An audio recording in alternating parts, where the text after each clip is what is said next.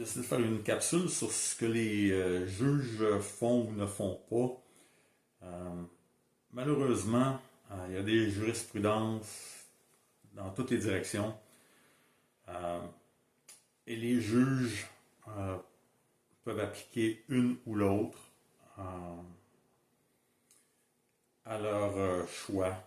Également, s'ils décident qu'une telle situation ne s'applique pas, comme moi, la juge qui a dit que quand mon ex m'a agressé, que j'aurais dû désescalader la situation. Euh, Elle, le concept de légitime défense, elle n'a pas compris ça. Je guess que dans le cas d'un policier, la légitime défense, ça ne s'applique pas. Euh, c'est ça. Fait qu'en gros, quand vous allez à la cour, même si vous avez un dossier que vous pensez qu'il va être gagnant, dépendamment du juge sur lequel ou laquelle vous allez tomber, c'est comme jouer à pile ou face. Ça peut tomber pour vous comme ça peut tomber contre vous. Puis dites-vous, les juges, c'est des êtres humains. Ils font des erreurs. Moi, dans plusieurs jugements que j'ai eus, les juges faisaient des commentaires qui étaient faux, comme dans le jugement pour harcèlement criminel. La juge a dit que les appels que je faisais chez mon ex n'avaient pas rapport à mes filles. Je sais pas d'où elle est allé chercher ça. C'est sûr que j'ai pas pu faire entendre les enregistrements des appels que j'avais faits, mais chacun de mes appels, ça avait rapport à mes filles. Fait c'est ça, ils écrivent des choses. Si les notes qu'ils ont prises lors du procès sont pas bonnes, ça va sortir tout croche dans leur jugement. Euh, Là, j'avais d'autres exemples qui ne me viennent juste pas en tête présentement. Mais en gros, attendez-vous pas à des miracles en allant à la cour. Euh, Ça n'arrivera pas. Quand je vous dis que même les juges de la cour d'appel, le dernier appel que je suis allé, n'ont pas tenu compte de l'affidavit de mon ancien avocat qui admettait ses fautes.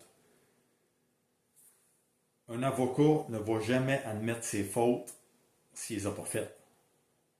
Fait puis le juge de la Cour supérieure aussi n'en a pas tenu compte,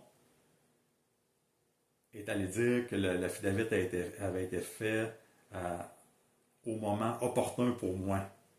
Mais c'est parce que c'est à ce moment-là que j'en ai eu besoin. C'est à ce moment-là que mes avocats ont contacté mon ancien avocat pour lui faire signer son affidavit admettant ses fautes. Pourquoi je l'aurais fait avant? J'avais aucune raison. Fait les juges, ils l'ont pas toujours. T'sais. Puis à la cour d'appel aussi, quand c'est la requête de mon ex en rejet, puis que les juges veulent même pas savoir ce que les avocats de mon ex vont plaider, ils demandent juste à mon avocat à moi de plaider sa cause. Eux autres, en 20 ans de carrière, ils n'ont jamais vu ça. Un avocat qui présente une requête, plaide sa requête, puis après ça, l'avocat de la partie adverse répond. Fait que mes avocats m'ont dit, j'ai été victime d'un déni de justice. Fait encore une fois, c'est vous jouez à pile ou face en allant à la cour. Si vous êtes capable de régler hors cour, c'est mieux comme ça. Malheureusement, il y a des gens qui vont continuer, comme mon ex, à cause de son trouble de personnalité limite, qui arrêtera jamais. Je me rends compte aujourd'hui que tant que je vais avoir un souffle de vie, elle ne me laissera pas tranquille. Euh, Puis, c'est ça. Attendez-vous pas à des miracles en allant en cours, ça n'arrivera pas.